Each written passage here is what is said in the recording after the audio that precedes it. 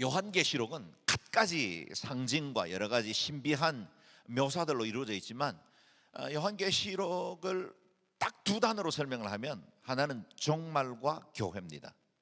이 종말과 교회를 놓치면 요한계시록의 전체를 놓치는 겁니다. 거기에 나오는 여러 가지 상징적인 숫자들, 그리고 여러 짐승과 또 우리가 이해하기 힘들 만한 신비한 묘사들은 다 주의 다시 오심과 교회를 설명하기 위한 것이지, 그래서 좀 더 깊이 우리의 영적 상상력을 동원해서 장차 이루어질 하나님의 나라에 대한 그 구체적인 메시지를 얻게 하기 위함이지, 우리를 혼란스럽게 하거나 지금 이단들이 여러 모양으로 활용하고 있는 그런 형태로 해석하게 하기 위함이 아니다는 겁니다. 요한계시록은 교회를 향한 서신입니다. 그래서 맨 앞에 2장에 교회, 7교회를 향한 편지를 쓰신 이유도 7교회와 함께, 당시에 현실 교회였습니다. 그 교회는 상징적인 하늘의 교회가 아닙니다. 땅에 있는 교회들과 함께, 그리고 장차 이루어질 모든 교회들에게 주시는 부활하신 주님, 7 촛대 사이를 다니시고 그리고 7 별을 붙들고 계신 그리스도께서 이 지상에 주신 메시지, 교회들을 향하신 하나님의 계획, 그리고 다시 오실 것에 대한 하나님의 그때 이루어질 심판과 그 일에 준비하고 거룩한 신부로 준비되어야 할 성도, 그게 요한계시록의 핵심입니다. 그래서 요한계시록은 우리를 미궁에 빠뜨리는 게 아니라 다시 오실 예수 그리스도에 대해서 더 분명하고 명확하게 주님의 뜻을 발견할 수 있도록 도와줍니다. 그래서 요한계시록을 사랑하셔야 합니다. 이거는 너무 어려워라고 내밀치지 말고 계시록을 사랑하면, 우리가 지금 한 몇 달간 요한계시록을 계속 묵상하게 될 텐데, 여러분, 우리 인생을 향한, 우리 교회를 향한 하나님 뜻을 더 깊이 알아가는 귀한 기회가 되길 줄로 믿습니다. 에베소 교회는 지난주에 우리가 에베소 교회에 대한 말씀을 주셨는데요, 에베소 교회는 주님께로부터 칭찬을 많이 받은 교회입니다. 믿음으로 행동했고 수고와 인내가 있었던 교회입니다. 거짓 교리를 밝혀낼 수 있는 영적 분별력도 있었고 주를 섬기되 부지런히 섬겼습니다. 이 모든 것을 우리 주님께서 다 보고 계셨고 아신다 말씀하십니다.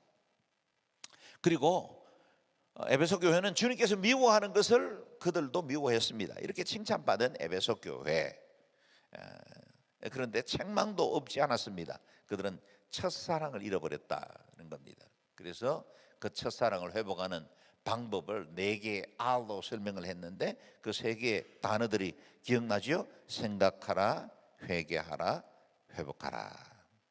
생각하라, 회개하라, 회복하라. 오늘 묵상하게 된 소아시아 두 번째 교회인 서머나 교회는 책망받은 일이 하나도 없는 교회입니다.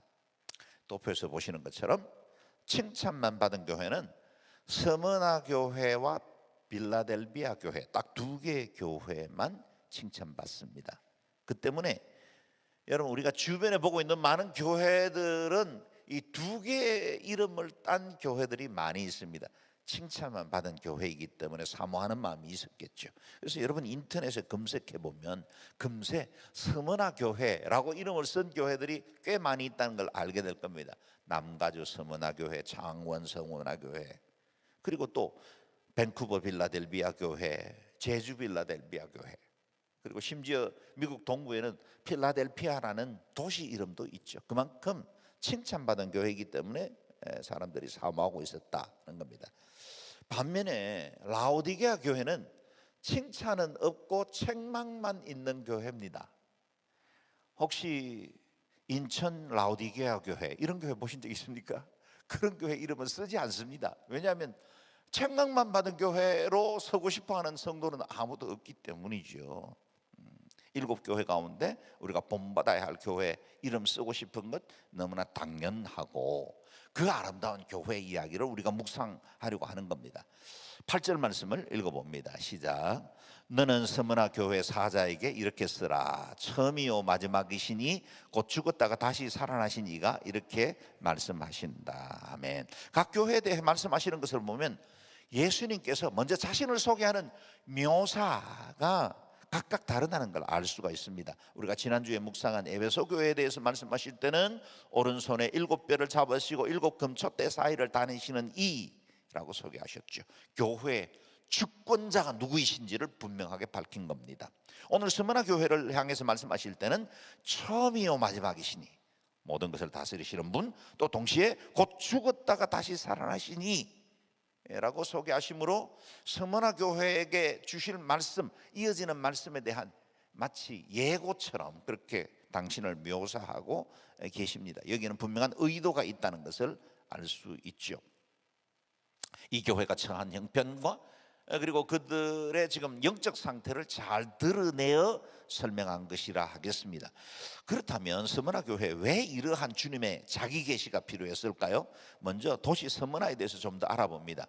지도에서 보는 바와 같이 스무나는 에베소에서 약 북쪽으로 60km 정도 떨어져 있습니다. 여기 영종 온누리교회에서 서민고 온누리교회가 60km 정도 떨어져 있습니다. 그 거리를 상상하면 되겠죠. 거기 항구 도시입니다. 당시 인구가 20만 정도이니 에베소에 버금가는 큰 도시였습니다.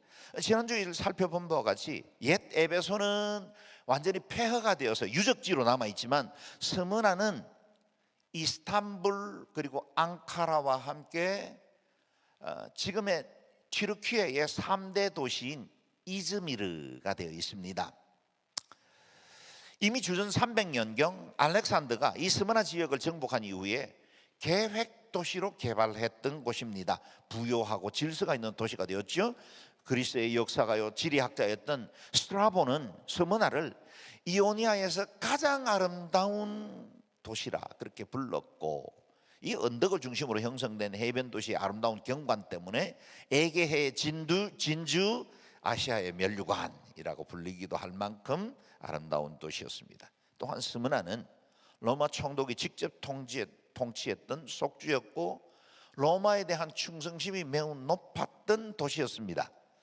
그래서 로마 원정 군대를 지원하는 일에 앞장섰고, 그래서 황제의 인정을 받았고, 도시의 중심에 아우구스투스 황제의 신전, 티베리우스의 황제의 신전을 도시 중심에 세워 충성심을 자랑했습니다. 정치, 경제, 문화, 예술, 종교, 도시의 전반적인 구조가 로마 황제 숭배를 중심으로 해서 이루어졌던 도시였습니다.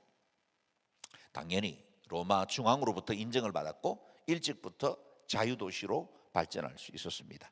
한편 이 스무나에는 예루살렘이 로마로부터 멸망한 AD 70년 이후에 유대인들이 그 멸망을 피해서 이주해서 정착했고 회당을 중심으로 유대 공동체를 강하게 형성하고 있었습니다. 많은 핍박과 어려움 중에도 이와 같은 이 에베소 성도들이 믿음을 지켜왔는데 그들에게 가장 걸림돌이 되고 어려웠던 것 중에 하나는 황제 숭배 사상이고 하나는 유대인들의 집단이었다는 겁니다. 스무나 교회에 주신 말씀에 이 두 가지 걸림돌이 잘 나타나 있습니다. 그렇다면 스무나 교회는 어떻게 세워졌을까요? 사실 성경에는 이 스무나 교회는 요한계시록 외에는 그 어디에도 등장하지 않습니다. 스무나를 향한 편지가 있는 것도 아니었고요. 어떤 과정을 거쳐서 교회가 세워졌는지 알 수는 없지만 단지 짐작할 수 있는 것은 사도 바울이 2년 반 동안 여기 머물면서 에베소에서 제자들을 양육하던 중에 하루길이면 갈 수 있었던 스무나에도 가서 분명히 복음을 전했을 것이다. 그렇게 미루어 짐작합니다. 아마도 바울에 의해서 세워졌거나 아니면 에베소에 여러 가지 상거래로 방문했던 사람들이 두란노 서원에서 가르치고 있는 제자 훈련을 받고 복음을 받아 마치 빌레몬이 자기 고향으로 돌아가서 골로새 교회를 세웠듯이 스무나에도 어떤 스무나의 시민이 와서 말씀을 듣고 복음을 받은 이후에 자기 고향으로 가서 교회를 개척했을 확률도 있습니다. 얕은 무명의 어느 누군가에 의해서 복음이 전파되어진 그런 교회였습니다. 그런 교회가 그야말로 직통교회 시를 받은 것도 아니었는데 그 어느 교회보다 믿음에서 분명했고 그 어떤 어려움과 박해 앞에서도 흔들림 없이 충성스럽게 믿음을 지켜왔다는 겁니다. 그 때문에 부활하신 주님께서 크게 칭찬한 교회가 될 수 있었습니다. 그들에게는 어떤 어려움이 있었던 건가요? 9절 말씀을 읽어봅니다. 시작. 내가 내 환난과 가난을 알지만 실은 내가 부자다. 또 내가 자칭 유대 사람이라고 하는 사람들의 모욕도 알지만 실은 그들이 유대 사람들이 아니라 사탄의 집단이다. 서문화 교회의 어려움을 세 가지의 단어로 요약할 수 있습니다. 환난, 가난, 모욕입니다. 이 첫 번째, 환난이 있었죠. 신앙을 위협하던 외부의 비박과 고난이 있었습니다. 황제 숭배 중심의 도시였던 이 스무나에서 예수 그리스도가 나의 주이십니다. 나의 퀴리오스는 황제가 아니라 예수 그리스도입니다. 이렇게 고백하는 건 굉장한 도전적인 일이었고 위험을 감수해야만 하는 일이었습니다. 그들의 세계관과 충돌할 수밖에 없었죠. 이 같은 대립의 결과는 언제나 약자였던 기독교 공동체의 환난과 박해로 다가왔다는 겁니다. 두 번째, 스무나 교회에 어려우면 가난이라 그랬습니다. 스무나는 항구 도시였고 무역이 발달된 도시였기 때문에 부유한 도시였습니다. 도시는 발달했는데 그곳에서 신앙을 지켜야 하는 교회와 성도는 궁핍할 수밖에 없었습니다. 그들의 신앙 때문에 당시에 상업 조합이었던 길드에서 저들은 배척당했고 단골 손님과의 거래도 끊어졌을 겁니다. 고용이 거부되고 마을에서 왕따 당하는 일들도 많이 일어났을 겁니다. 지금의 이슬람 지역에 찾아가 보면 그들 중에 소수의 그리스도인들은 대부분 이와 같은 비슷한 어려움들을 다 겪고 있습니다. 믿음을 지켜야 한다는 건 그야말로 가난을 받아들여야 한다는 사실을 의미했습니다. 세 번째, 스무나의 그리스도인들은 사람들로부터 모욕을 당했다 그랬습니다. 이 스무나에 먼저 이주해 있었던 유대인들은 기독교에 대해서 매우 적대적이었습니다.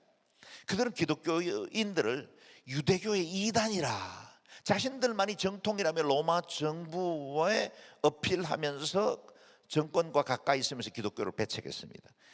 기독교인들이 모여서 행하던 성만찬을 사람의 피와 몸을 먹는 식인종 습관이라고 모욕했고, 불로 세상을 심판하실 거라는 그 마지막 계시의 말씀을 빗대어서 방화범으로 몰아세웠습니다. 그들은 자칭 유대인이라고는 하였지만 실제로는 오히려 로마 정부와 함께 믿음을 회방하던 사탄의 집단이었다는 겁니다. 이에 대해서 부활의 주님이 선언하시죠. 나는 너의 환난과 가난을 안다. 이 스무나의 교회가 맞닥뜨린 이 고통스러운 현실을 우리 주님께서 다 아신다 말씀하십니다. 동시에 주님은 스무나 교회에 대해서 이 세상과는 전혀 다른 평가를 내리고 계십니다. 내 환난과 가난을 알지만 실은 네가 부자다. 네 환난과 가난 내가 알고 있다. 그런데 리얼리티는, 실제는 너희들은 부자다라고 평가를 내시는 겁니다. 스무나 교회는 세상이 소유할 수 없는 영원한 보화를 소유한 부자다는 거예요. 세상의 관점, 세상의 평가에서는 가난한 것 같아요, 소외된 것 같아요, 모욕당하고 있어요. 그런데 그들은 부자이다. 땅에 잠시 있다가 사라질 것들이 아니라 도둑도 동록도 설지 않는 그 하늘 기업을 소유한 부자라고 하셨습니다. 그렇습니다. 저와 여러분은 부자입니다. 여러분 부자이십니까? 아멘. 여러분 부자이라는 사실을 믿으십시오. 제가 청년 때 신앙생활 하던 그 교회에 이제 막 예수 믿어서 이제 뜨겁게 예수 만나고 있던 그때에 한 장로님이 그 능마들, 옛날에 이 고물상이라고 하죠. 근데 뭐 옛날에는 그 능마들이 집단촌을 이루어서 같이 합숙 생활을 했고, 그리고 고물 같은 걸 뭐 돌아다니면서 주워서 모아가지고 그거 가지고 배품 처리를 한, 지금으로 보면 재활용 아주 귀한 일이었죠. 근데 그때는 능마라 그래서 사람들이 좀 외면하던 그런 곳입니다. 도시 외곽에 주로 있고. 근데 그런 지역들을 다니면서 복음을 전하는 장로님이 한 분 계셨어요. 그래도 제가 그때 기타를 조금 쳤거든요. 그래서 제가 그 장로님 따라다니면서 이제 그 장로님 말씀 전하기 전에 기타 치면서 찬송 인도하고 그렇게 하고 이제 장로님 말씀 전하고. 근데 그 이제 넝마들이 모여 있는 집합소에 들어갈 때부터 거의 숨을 못 쉽니다. 여러분, 목욕 시설 없고 그냥 남자들, 이 사내들이 모여 있는 그 공간, 사내들만 사는 그 공간 안에 냄새는 그야말로 숨쉬기가 힘듭니다. 그런데 감사하게도 이 후각은 5분이면 무슨 냄새든지 다 무감각해져요. 그래서 한 5분 지나면 그때부터 숨을 제대로 쉬면서 찬송을 인도하고 있어요. 근데 한 번은 그 장로님이 이렇게 그때도 이제 겨울이 가까우니까 어스름해졌죠. 예배 드리고 나니까 벌써 어스름해졌는데 저 나오면서 도선생, 저기 제가 도선생이잖아요. 저기 북극성 보이지? 저 북극성 내 거야. 북극성이 우리 최 장로님 것이래요. 그 당시에 우리 윤영주 장로님이 한참 불렀던 노래가 저 별은 나의 별, 그 노래가 유행할 때인데 장로님은 북극성이 자기 별이래요. 여러분, 우리가 지금 오늘 밤에 만약에 북극성을 봤다면 그 별은 적어도 임진왜란 정도 때 출발한 빛이 지금 우리한테 오는 거예요. 거리가 상상이 되세요? 어마어마한 임진왜란 때 출발했던 그 별빛이 지금 이제 우리에게 도착하는 거예요. 태양빛이 우리에게 도착하는데 딱 8분 걸리거든요. 그런데 지금 수십 년, 수백 년 동안 빛이 날아와서 우리에게 보이는 정도의 별이니 그 별 사이즈가 얼마나 크겠어요. 근데 그 별이 우리 최 장로님 별이야. 그래서 제가 그 이후에도 기타 치면서 저 별은 나의 별 노래 부를 때도 북극성은 제외했어. 아, 저 별은 장로님 별이야. 저건 내 별 아니야. 여러분 땅 몇 평이나 가지고 계세요? 여러분 아파트는 몇 평이시죠? 그것과는 비교도 할 수 없는, 이 영종도 전체를 누군가가 개인이 소유했다 그래도 그건 뭐 어마어마한 부자잖아요. 그런데 북극성이 우리 장로님 별이라니까. 그리고 장로님이 말씀하시기를 한 번은 기도를 했대요. 주님, 저 북극성 저 주세요. 그랬더니 너 해라 그러셨다는 거예요. 여러분 밤에 보고 뭐 카시오페아 저기 아니면 삼태성 오리온별 저거 주세요 이렇게 한번 기도해 보세요. 하나님이 그래 너 해라 하실 거예요. 우리가 보통 부자가 아니라니까. 할렐루야. 주눅 들고 살아 되겠어요? 안 되겠어요? 조금 사람들보다 못 산다고, 내가 가진 거 없다고, 그것 때문에 그냥 세상 앞에 비굴해지고 그 앞에 비교하다가 열등감에 빠지고, 그건 우리 삶이 아닙니다. 우리는 하나님께서 주신 이 최상의 기업, 북극성과는 비교도 할 수 없는 영원한 하나님 나라, 그 기업을 우리가 가지고 있다는 겁니다. 그야말로 서머나 백성들이야말로 진짜 부자, 요즘 아이들 말대로 찐 부자이고, 그리고 그들은 자칭 유대인이라고 자부하는 사탄의 집단과는 달리 진실로 주님께서 선택한 하나님의 백성이다는 겁니다. 유업을 이어받을 자들이다는 겁니다. 저와 여러분, 하나님과 그리고 하나님께서 주신 그 하늘 시민이고, 그리고 그 하늘의 기업을 이어받을 믿음의 사람들입니다. 그 어떤 것 앞에서도 두려워하지 마십시오. 최고의 지위, 최고의 기업을 소유한 엄청난 부자인 줄 믿으시기를 바랍니다. 그런데 우리 주님은 서머나의 믿음을 아시고 칭찬을 하십니다. 내가 너희 환난과 궁핍을 안다. 그런데 그 이후에 말씀하시기를 그래 이제 너희들이 그동안 고생 많았지, 내가 환난 궁핍 다 이제 해결해 줄게. 이랬으면 얼마나 좋았을까요? 그런데 주님은 오히려 더 큰 고난이 다가올 것을 경고하십니다. 10절 말씀 읽어봅니다. 시작. 너는 고난 당할 것을 두려워하지 마라. 보라, 마귀가 너희 가운데 몇몇을 감옥에 집어넣을 텐데 너희가 10일 동안 핍박을 받을 것이다. 너는 죽도록 충성하여라. 그러면 내가 생명의 면류관을 내게 줄 것이다. 아멘. 주님은 스무나에 두 가지 명령을 내리고 있어요. 이건 곧 이 땅에 교회를 이루고 있는 성도들, 그리스도인 공동체 주시는 명령이기도 합니다. 그 첫 번째는 고난당할 것을 두려워하지 마라 하는 겁니다. 지금 환난과 궁핍 그리고 이 모독으로 어렵고 힘든 삶을 보내고 있는 그 서머나 교회에 주님은 고난당할 것 두려워하지 말라는 겁니다. 한편은 실망스러웠겠죠. 내 수고가 이제 다 끝났다, 이제는 안심하라, 그 말 듣고 싶었을 겁니다. 우리도 그럴 겁니다. 우리도 고난 중에 여러 가지 어려움이 있다면 당연히 그런 말 듣고 싶습니다. 그러나 주님은 오히려 다가올 고난에 대해서 예비하라 하십니다. 교회를 대적하는 마귀가 서머나 교회들을 감옥에 집어넣을 것이라 하십니다. 지난 2000년 교회 역사를 보십시오. 우리 복음이 전파되는 곳곳마다 수많은 저항들이 있었고 박해가 있었고, 가정적으로 아니면 개인적으로 또 국가적으로 여러 가지 박해와 모독이 있었습니다. 그와 같은 어려움 중에 수많은 선교의 피가 흘려지기도 했죠. 실제로 서머나 교회뿐만 아니라 이후에 로마 제국에 11번의 대대적인 박해가 있었고, 교회는 수많은 핍박과 고난을 견뎌야만 했습니다. 히브리서에 어떤 환난들이 있었는지를 알려주고 있는데요, 11장 말씀 몇 절만 읽어보겠습니다. 36절 시작. 또 어떤 이들은 희록과 채찍질 뿐 아니라 결박과 옥에 갇히는 시련도 받았으며, 돌로 치는 것과 톱으로 켜는 것과 시험과 칼로 죽임을 당하고 양과 염소의 가죽을 입고 유리하여 궁핍과 환난과 학대를 받았으니 그들이 광야와 산과 동굴과 토굴에 유리하였느니라. 누가 이런 삶을 살고 싶겠습니까? 사실은 아멘하고 싶지 않는 말씀 중에 하나이죠. 사람들은 저마다 더 편하게 살고 싶고 예수 믿어 복 받아 누리고 살고 싶습니다.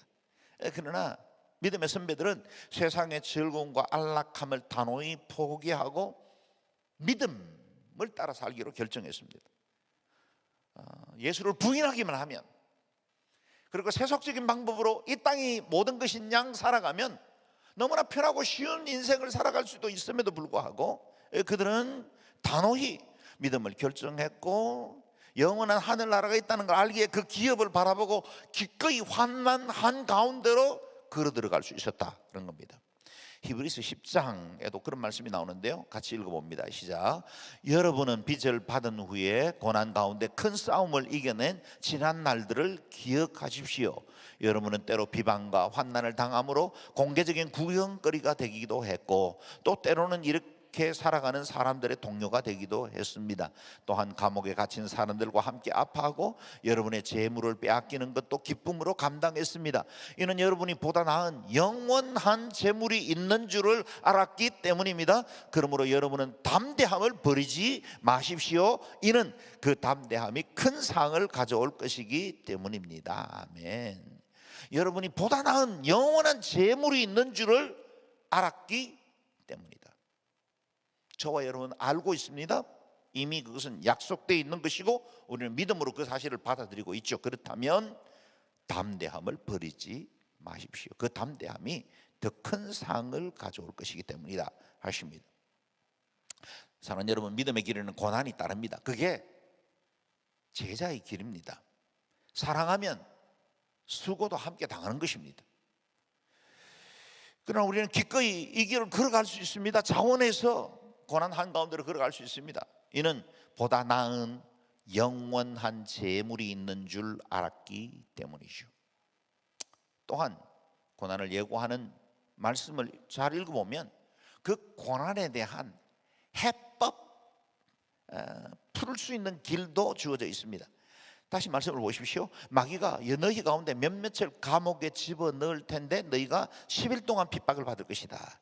마귀가 감옥에 집어넣을 것이지만 다는 아니다. 몇몇의 희생이 따를 것이다 하는 겁니다.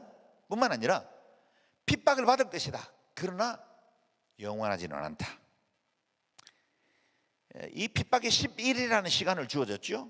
그 10일은 물론 단순한 열흘을 의미하지는 않는 것 같습니다. 이 10일은 극심한 박해와 고난의 시간을 상징하는 숫자라 볼 수 있겠습니다.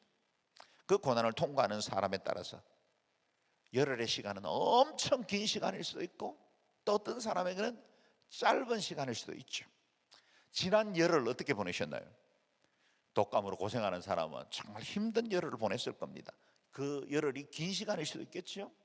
어떤 재정적인 어려움, 환난과 고난 중에 어떤 문제들이 해결되기를 기다리고 있었다면 그 열흘 결코 짧은 시간은 아닐 겁니다. 그러나 만약 여러분 휴가를 떠났고 즐거운 시간을 보냈다면 그 열흘은 상대적으로 굉장히 짧은 시간, 벌써 끝났어. 여러분 사람들에게 이 열어지는 시간은 물리적인 건 동일하지만 그것을 대하는 사람은 전혀 다르게 와 다가올 수 있다는 겁니다. 여러분, 우리가 이 땅에 살아가는 날 동안 경험하고 있는 여러 가지 믿음으로 말미암는 고난과 어려움도 그리스도 예수의 사람으로 내가 인내해야 되고, 때로는 여러 시련들을 이겨내야 하는 여러 상황을 만날 때 그것이 짧은 열흘이 될 수도 있고 긴 열흘이 될 수도 있다는 겁니다. 고난의 시기를 함께 살던 성도들을 향해 쓴 베드로전서의 말씀인데요, 같이 읽어봅니다. 시작. 그러므로 여러분은 이제 온갖 시험을 당해 잠시 근심하게 됐으나 오히려 크게 기뻐합니다. 그것은 여러분이 당하는 믿음의 시련이 불로 단련해도 없어질 금보다 더 귀해 예수 그리스도께서 나타나실 때 칭찬과 영광과 존귀를 얻게 하려는 것입니다. 아멘. 사도 베드로는 여러 지역에 흩어져서 복음을 위해서 나그네된 사람들에게 편지를 쓰면서 지금 우리가 당하는 여러 가지 고난과 그리고 장차 받을 영광을 비교해 주고 있습니다. 온갖 시험을 당할 수는 있지만 그것은 잠깐 근심하게 되는 작은 일이다는 겁니다. 너희가 잠시 근심하게 됐으나, 잠시. 고린도 후서 말씀도 한번 읽어볼까요? 시작. 우리가 잠시 당하는 가벼운 고난은 그것 모두를 능가하고도 남을 영원한 영광을 우리에게 이뤄줄 것입니다. 아멘. 잠시 당하는 가벼운 고난이라 그렇게 표현했습니다. 사실 어떤 고난이든지 그 당하는 사람들에게는 가벼운 고난이라는 건 존재하지 않습니다. 어떤 사람은 암도 가볍게 받을 수 있는 사람이 있고, 어떤 사람은 감기를 앓으면서도 마치 암보다 더 심하게 그것으로 힘들어하는 사람들도 있습니다. 당사자에게는 다 어렵고 힘든 시간일 수밖에 없죠. 그러나 눈을 들어, 만약 그것 모두를 능가하고도 남을 영원한 영광을 볼 수만 있다면, 지금 내 눈앞에 펼쳐지는 많은 사건들, 여러 고난과 어려움의 환난의 사건들, 환경들이 아니라 그건 모두를 능가하고도 남을 영원한 영광, 그걸 볼 수만 있다면 이게 작아 보인다는 거예요. 이 땅의 고난이 잠시 있는 것이고 가벼운 고난이 될 수 있다는 거예요. 열흘이 바로 서머나 교회 성도들에게는 이 같은 시간이었을 겁니다. 몇몇 그리고 10일, 그 의미하는 바는 한시적이고 제한적이라는 것이었고, 그리고 대신 우리가 장차 받을 그 영원한 영광은 다른 어떤 것과도 비교할 수 없는 큰 영광이다는 것입니다. 우리를 시험하여 넘어뜨리려고 하는 사탄도 여러분 하나님의 권세 아래 있다는 사실을 잊으시면 안 됩니다. 내가 지금 당하고 있는 여러 가지 어려움들, 여러 가지 시험들은 그것이 사탄에 의해서 주어졌다 할지라도 그것이 하나님의 권세에 의해서 통치받는다는 사실을 기억해야 합니다. 임의로 성도들을 괴롭히고 힘들게 만드는 사탄은 없습니다. 욥기에서 보는 바와 같이 하나님의 허용된 시간과 방법이 있어야만 사탄이 활약할 수 있습니다. 그렇다면 이 모든 고난 그리고 어떤 어려움도 다 모든 것들이 하나님의 주권과 권세 아래 있다는 사실이 분명해지죠. 그것은 다 한시적이고 제한적입니다.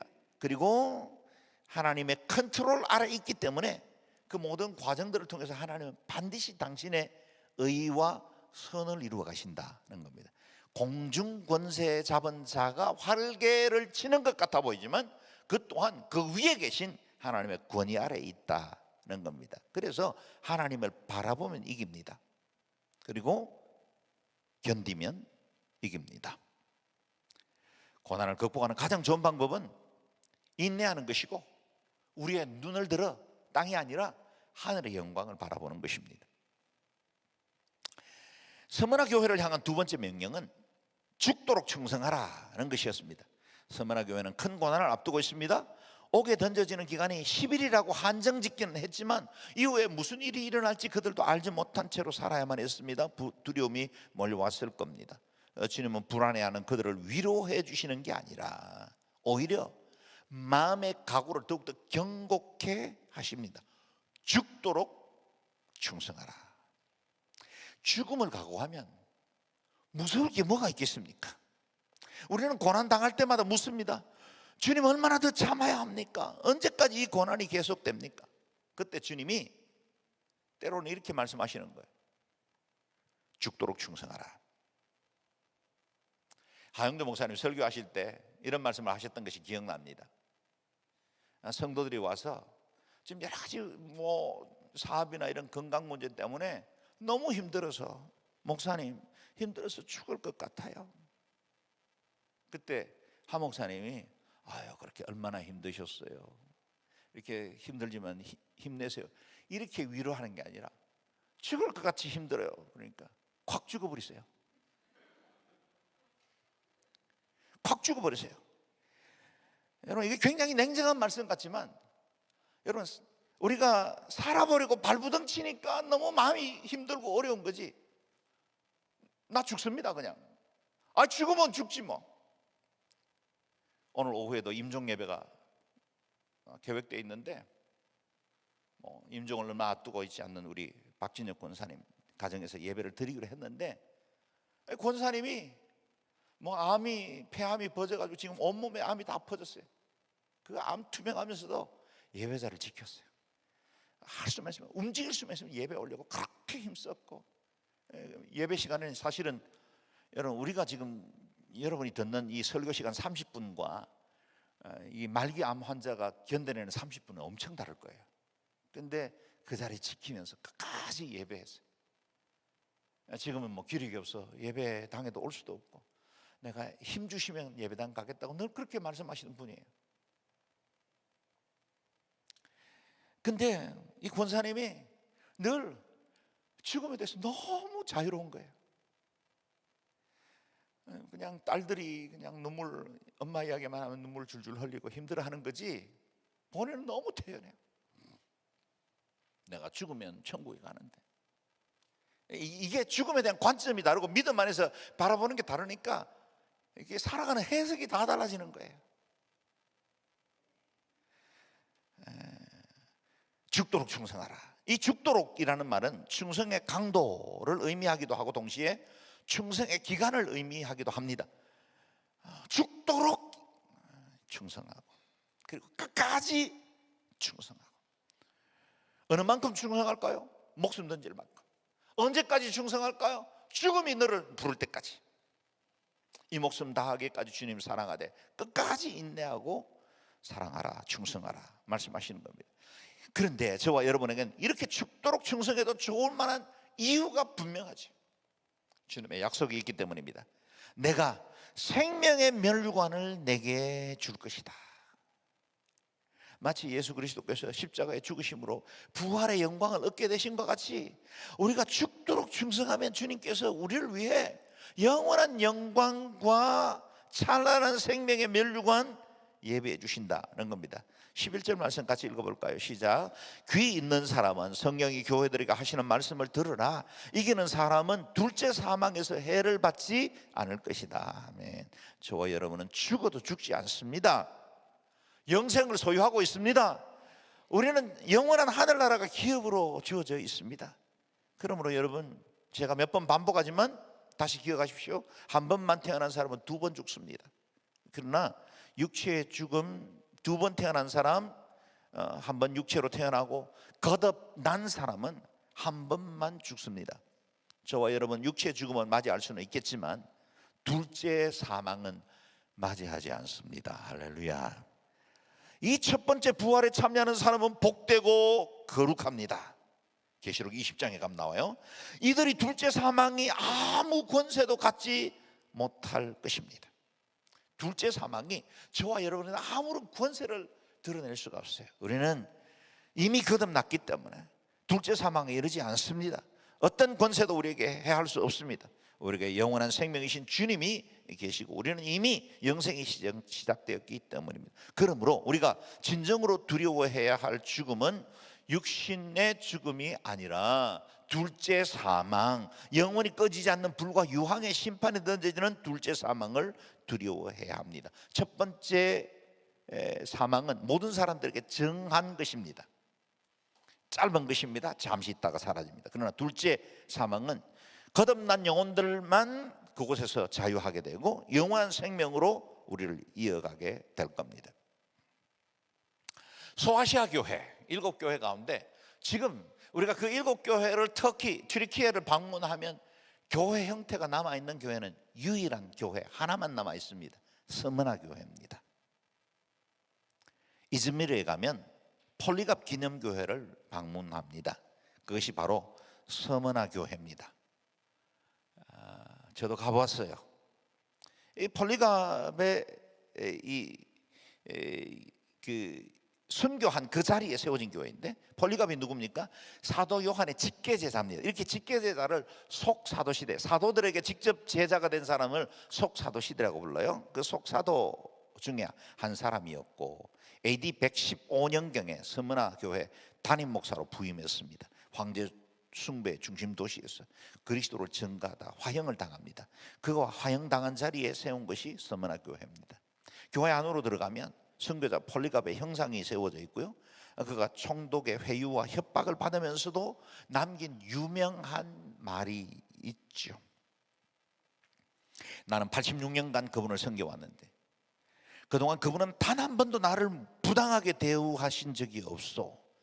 그런데 내가 어떻게 나를 구원하신 왕을 못 오갈 수 있겠소? 그는 믿음을 지켜냈고 온 세상 가운데 복음을 전하는 역할을 했습니다. 여러분, 우리가 폴리갑처럼 다 순교하겠습니까? 다 서머나 교회처럼 될 수 있겠습니까? 그러나 모든 그리스도인들은 순교자적 삶으로 부름받았습니다. 순교자적 삶을 살아야 합니다.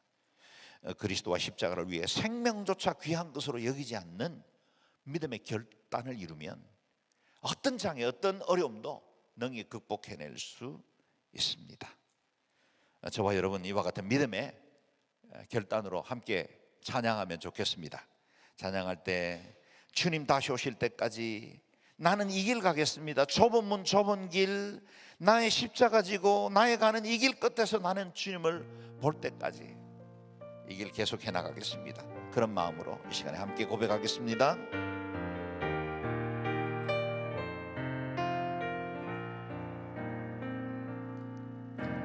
주님 다시 오실 때까지 나는 이 길을 가리라.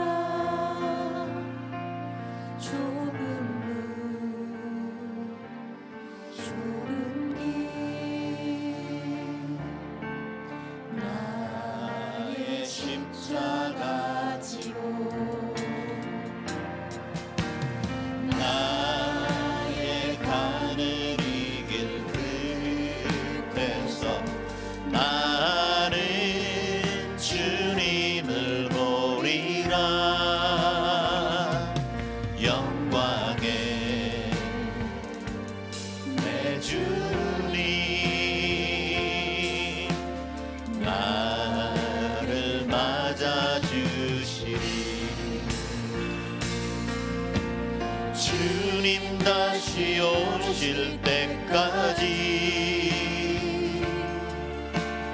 나는 일어나 달려가리라. 주의 영광 온 땅 덮을 때 나는 일어나 노래하리. 내 사모하는 주님 온 세상